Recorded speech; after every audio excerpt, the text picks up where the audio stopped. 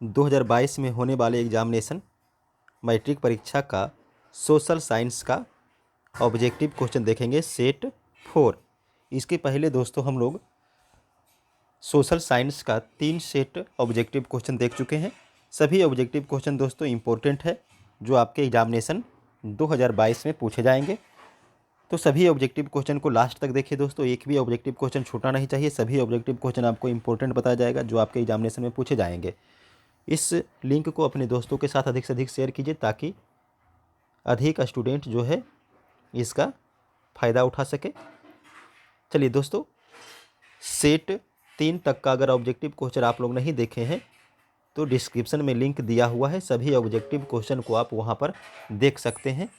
और आगे हम लोग बढ़ाते हैं वीडियो को। देखिए, चलिए आपकी स्क्रीन पर दिखाई पड़ रहा होगा, सेडाउन का युद्ध किसके बीच हुआ। सेडाउन का युद्ध किसके बीच हुआ? ऑप्शन ए देखिए दिया हुआ है फ्रांस और ऑस्ट्रिया के बीच। ऑप्शन बी दिया हुआ है फ्रांस एवं इटली के बीच। ऑप्शन सी दिया हुआ है फ्रांस एवं प्रशा के बीच। और ऑप्शन डी दिया हुआ है फ्रांस एवं रूस के बीच। तो इसका सही आंसर होगा फ्रांस एवं प्रशा के बीच। तो ऑप्शन सी जो है आपका वो सही होगा। याद कर लीजिएगा, सेडाउन का युद्ध किसके बीच हुआ? फ्रांस और प्रशा के बीच। अभी सभी ऑब्जेक्टिव क्वेश्चन को कॉपी पर भी नोट कर सकते हैं। नेक्स्ट क्वेश्चन देखिए, दूसरा क्वेश्चन है कि नेपोलियन संहिता किस वर्ष लागू की गई थी? नेपोलियन संहिता किस वर्ष लागू की गई थी? 1789 ईस्वी में पहला ऑप्शन है, 1791 ईस्वी में दूसरा ऑप्शन है, 1801 ईस्वी में तीसरा ऑप्शन है, और चौथा ऑप्शन है 1804 ईस्वी में। तो इसका सही आंसर होगा डी, 1804 ईस्वी में। उसके बाद नेक्स्ट क्वेश्चन देखते हैं। तीसरा क्वेश्चन आपके स्क्रीन पर दिखाई पड़ रहा होगा कि फॉरवर्ड ब्लॉक की स्थापना किसने की? फॉरवर्ड ब्लॉक की स्थापना किसने की? तो इसका सही आंसर देखिए ऑप्शन सी होगा, सुभाष चंद्र बोस ने। ठीक है, ये ऑप्शन जो है सी होगा, सही याद कर लीजिएगा। फॉरवर्ड ब्लॉक की स्थापना किसने की? सुभाष चंद्र बोस ने। नेक्स्ट क्वेश्चन देखिए, चौथा क्वेश्चन कहता है हिंद स्वराज की रचना किसने की? हिंद स्वराज की रचना किसने की? ऑप्शन देखिए महात्मा गांधी ने, बी ऑप्शन है जवाहरलाल नेहरू ने, सी ऑप्शन है रविंद्रनाथ टैगोर ने, और डी है भगत सिंह ने। इसका सही आंसर क्या हो जाएगा? ऑप्शन है महात्मा गांधी ने। हिंद स्वराज की रचना किसने की थी? महात्मा गांधी ने। सभी ऑब्जेक्टिव क्वेश्चन इंपॉर्टेंट है दोस्तों, सभी ऑब्जेक्टिव क्वेश्चन को आप याद कीजिए। ये सभी ऑब्जेक्टिव क्वेश्चन जो है आपके एग्जामिनेशन 2022 में पूछे जाएंगे। चलिए नेक्स्ट क्वेश्चन हम लोग देखते हैं। 5वां क्वेश्चन है, बम्बई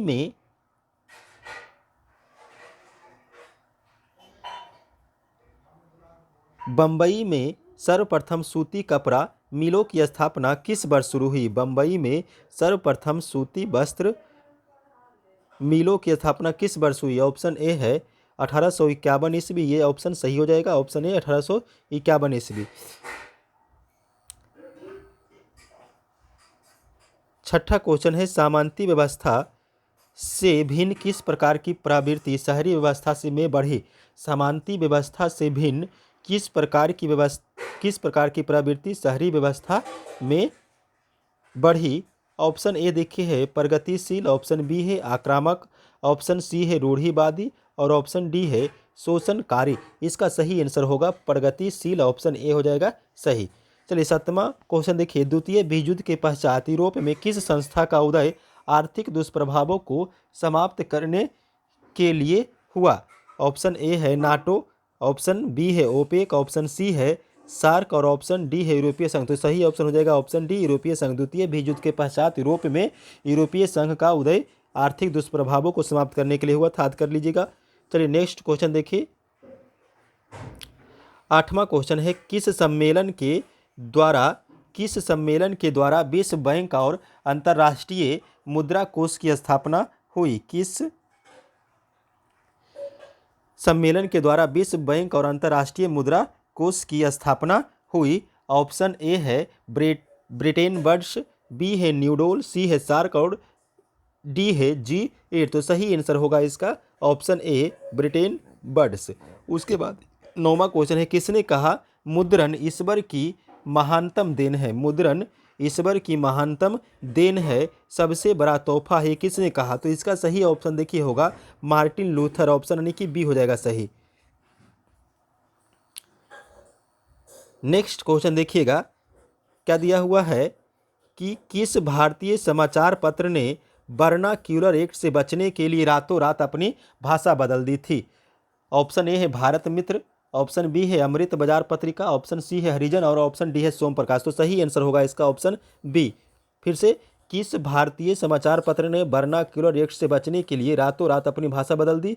ऑप्शन बी होगा अमृत बाजार पत्रिका। उसके बाद 11 में देखिए कहता है रुमौल इज ब्यूटीफुल किसकी रचना है? रुमौल इज ब्यूटीफुल किसकी रचना है? ऑप्शन ए है बुंटलैंड, ऑप्शन बी है आर के नारायणन, ऑप्शन सी है डी सुब्बाराव और डी है सुमेशर। तो इसका सही ऑप्शन होगा ऑप्शन डी सुमेशर। 12 नंबर क्वेश्चन में कहता है मिट्टी का पीएच मान कितना होना चाहिए? मिट्टी का पीएच मान कितना होना चाहिए? ऑप्शन ए है 9, ऑप्शन बी है 5, ऑप्शन सी है 10 और ऑप्शन डी है 7। तो इसका सही आंसर होगा ऑप्शन डी 7। उसके बाद 13 नंबर क्वेश्चन में देखिए कहता है वन्य जीवों के प्राकृतिक संसाधनों का संरक्षण का प्रावधान संविधान के किस धारा में वर्णित है? ऑप्शन ए है 21, ऑप्शन बी है 22, ऑप्शन सी है 23 और ऑप्शन डी है 24। तो सही आंसर होगा इसका 21। ठीक है, फिर से वन्य जीवों तथा प्राकृतिक संसाधनों का संरक्षण का प्रावधान किस संविधान में वर्णित है? तो इसका सही आंसर क्या हो जाएगा? ऑप्शन ए 21 हो जाएगा सही। उसके बाद नेक्स्ट क्वेश्चन देखिएगा, बिहार में किस प्रकार के मिट्टी का फैलाव सर्वाधिक क्षेत्र पर है? 14 में दिया हुआ है बिहार में किस प्रकार की मिट्टी का फैलाव सर्वाधिक क्षेत्र पर है? ऑप्शन ए है जलोढ़ मिट्टी, बी है काली मिट्टी, सी है लाल एवं पीली मिट्टी और डी है बलुई मिट्टी। तो इसका सही आंसर होगा ऑप्शन ए जलोढ़ मिट्टी।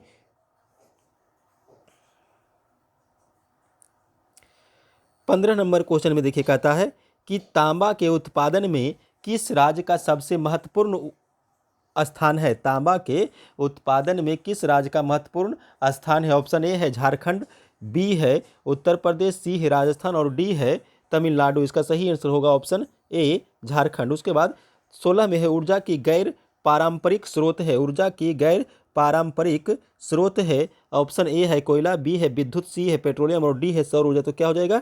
ऑप्शन डी हो जाएगा सौर ऊर्जा। उसके बाद 17 में देखिए भारत का सिलिकॉन सिटी का किसे कहा जाता है? भारत का सिलिकॉन सिटी किसे कहा जाता है? पटना, मदुरई, बेंगलुरु और भागलपुर। इसका सही आंसर होगा ऑप्शन सी बेंगलुरु। भारत का सिलिकॉन सिटी किसे कहा जाता है? बेंगलुरु को कहा जाता है। तो ऑप्शन आपका 17 का जो है वो सी हो जाएगा सही। नेक्स्ट क्वेश्चन देखिए, 18 में कहता है देश में कुल कितने परमाणु रिएक्टर कार्यरत है? देश में कुल कितने परमाणु रिएक्टर कार्यरत है? ऑप्शन ए है 4, ऑप्शन बी है 6, ऑप्शन सी है 10 और ऑप्शन डी है 20। तो इसका सही आंसर होगा ऑप्शन डी 20। उसके बाद अगला क्वेश्चन देखिएगा, कोसी नदी घाटी परियोजना का शुभारंभ किस वर्ष हुआ? कोसी नदी घाटी परियोजना का शुभारंभ किस वर्ष हुआ? ऑप्शन ए है 1950 ईस्वी में, ऑप्शन बी है 1948 ईस्वी में, ऑप्शन सी है 1952 ईस्वी में और ऑप्शन डी है 1955 ईस्वी में। तो इसका सही आंसर होगा 1955 ईस्वी में। कोसी नदी घाटी का परियोजना 1955 ईस्वी यानी ऑप्शन डी हो जाएगा। चलिए, उसके बाद 20 में कहता है यदि समोच्च रेखाएं दूर दूर खींची गई हो तो किस प्रकार की ढाल का प्रदर्शन होता है? यदि समोच्च रेखाएं दूर दूर खींची गई हो तो किस प्रकार की ढाल का प्रदर्शन होता है? ऑप्शन ए है धीमी ढाल, ऑप्शन बी है सीढ़ी नुमा ढाल, ऑप्शन सी है सागर तल और डी है खड़ी ढाल। तो इसका सही आंसर होगा ऑप्शन ए धीमी ढाल। चलिए, ये 20 हो गया और उसके बाद आगे हम लोग बढ़ाते हैं। 21 में कहता है जाति पर आधारित विभाजन निम्नलिखित में से किस देश में हुआ था? जाति पर आधारित विभाजन निम्नलिखित देशों में से किस एक देश में है? ऑप्शन ए है नॉर्वे, ऑप्शन बी है डेनमार्क, ऑप्शन सी है भारत और ऑप्शन डी है श्रीलंका। तो इसका सही आंसर होगा ऑप्शन सी भारत। उसके बाद 22 में है संघीय व्यवस्था में एक सरकार कितने स्तरों की होती है? संघीय व्यवस्था में एक सरकार कितने स्तरों की होती है? एक स्तरीय, ऑप्शन बी है द्विस्तरीय, ऑप्शन सी है त्रिस्तरीय और ऑप्शन डी है इनमें से कोई नहीं। तो इसका सही आंसर जो होगा वो होगा त्रिस्तरीय, यानी कि ऑप्शन जो है वो ये हो जाएगा सी सही। ऑप्शन क्या हो जाएगा? सी सही हो जाएगा। उसके बाद 23 में देखिएगा निम्नलिखित में से कौन एक केंद्र शासित प्रदेश है? निम्नलिखित में से कौन एक केंद्र शासित प्रदेश है? ऑप्शन ए है छत्तीसगढ़, बी है चंडीगढ़ और सी है उत्तराखंड और डी है केरल। तो इसका सही आंसर होगा चंडीगढ़, यानी कि ऑप्शन हो जाएगा बी सही 23 का। नेक्स्ट क्वेश्चन देखिए 24, आपकी स्क्रीन पर दिखाई पड़ रहा होगा कि किसी राजनीतिक दल के निर्माण के लिए निम्नलिखित में से कौन सी एक बात आवश्यक नहीं है। किसी राजनीतिक दल के निर्माण के लिए निम्नलिखित में से कौन सी एक बात आवश्यक नहीं है। ऑप्शन ए है संगठन, बी है आधारभूत सिद्धांतों पर इसकी सदस्यों में एकता, सी है शिक्षित सदस्यता और डी है राष्ट्रीय हित। तो इसका सही आंसर होगा ऑप्शन सी, शिक्षित सदस्यता। उसके बाद 25 में देखिए कहता है किसके नेतृत्व में 1977 ईस्वी में जनता पार्टी की सरकार का गठन हुआ था। किसके नेतृत्व में 1977 ईस्वी में जनता पार्टी के संगठन का गठन हुआ था। ऑप्शन ए है लोक नायक जयप्रकाश नारायण, ऑप्शन बी है कर्पूरी ठाकुर, ऑप्शन सी है मोरारजी देसाई और ऑप्शन डी है चंद्रशेखर। तो इसका सही आंसर देखिए हो जाएगा ऑप्शन ए, लोक नायक जयप्रकाश नारायण। ठीक है,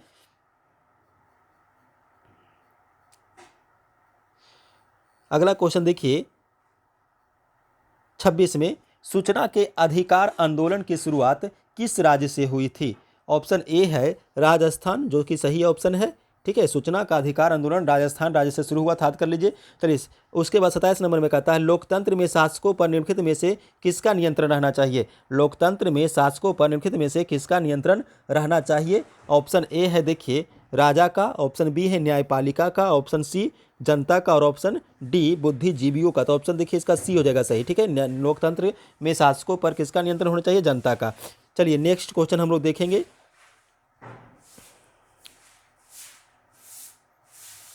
28 नंबर क्वेश्चन में कहता है लोकतंत्र के सामने सबसे बड़ी चुनौती क्या है।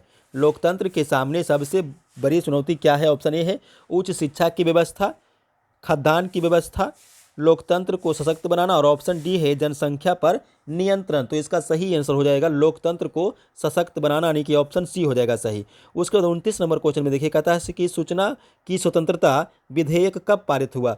सूचना की स्वतंत्रता विधेयक कब पारित हुआ। ऑप्शन ए है 2021 ईस्वी में, ऑप्शन बी है 2002 ईस्वी में, ऑप्शन सी है 2003 ईस्वी में और ऑप्शन डी है 2004 ईस्वी में। तो इसका सही आंसर होगा ऑप्शन बी हो जाएगा 2002 ईस्वी में। ठीक है, सूचना का स्वतंत्रता विधेयक कब पारित हुआ था, 2002 ईस्वी में। इसको याद कर लीजिए। चलिए नेक्स्ट क्वेश्चन हम लोग बढ़ते हैं आगे।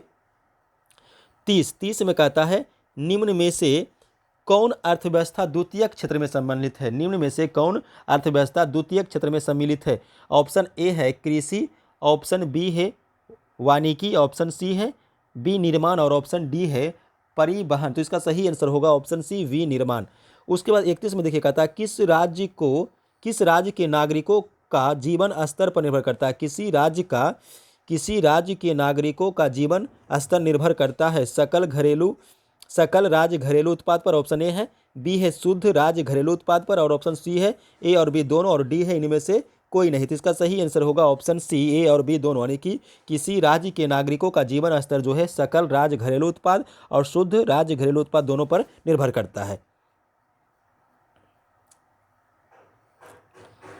32 नंबर क्वेश्चन में देखिए कहता है कि बिहार के किस जिले की प्रति व्यक्ति आय सबसे कम है। पटना ए ऑप्शन है, बी रोहतास है, सी सिवान है और डी शिवहर। तो इसका सही आंसर होगा ऑप्शन डी, शिवहर। उसके बाद 33 में कहता है इनमें से कौन संस्थागत वित्त का साधन है। इसमें कौन संस्थागत वित्त का साधन है। ऑप्शन ए है व्यापारी, ऑप्शन बी है रिश्तेदार, ऑप्शन सी है व्यावसायिक बैंक और ऑप्शन डी है महाजन। तो सही आंसर क्या हो जाएगा, व्यावसायिक बैंक, यानी कि ऑप्शन सी हो जाएगा सही। 34 में देखिए क्या पूछा हुआ है। 34 में पूछा हुआ है कि जवाहर रोजगार योजना कब शुरू किया गया था। जवाहर रोजगार योजना कब शुरू किया गया था।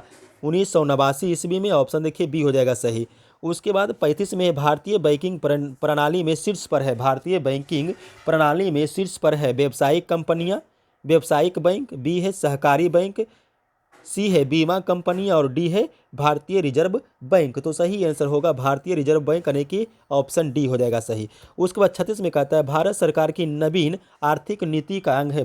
भारत सरकार की नवीन आर्थिक नीति का अंग है।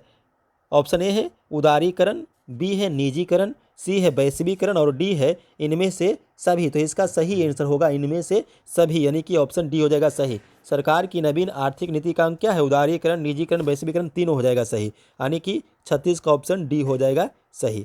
चलिए 37 नंबर क्वेश्चन में क्या है कि भारत में सूचना का अधिकार अधिनियम कब पारित किया गया था? भारत में सूचना का अधिकार अधिनियम कब पारित किया गया था? ऑप्शन देखिए, ए है 2001 ईस्वी, बी है 2004 ईस्वी, ऑप्शन सी देखिए 2005 ईस्वी और ऑप्शन डी है 2006 ईस्वी। तो इसका सही आंसर होगा 2005 ईस्वी में। उसके बाद 38 में भारतीय मानक ब्यूरो है, मानक ब्यूरो है। ऑप्शन ए है भारत की प्रमुख मानकीकरण संस्था, ऑप्शन बी है एक अंतर्राष्ट्रीय मानकीकरण संस्था, ऑप्शन सी है एक राज्य की मानकीकरण संस्था और डी है उपयुक्त सभी। तो इसका आंसर देखिए हो जाएगा ऑप्शन ए, भारत की प्रमुख मानकीकरण संस्था।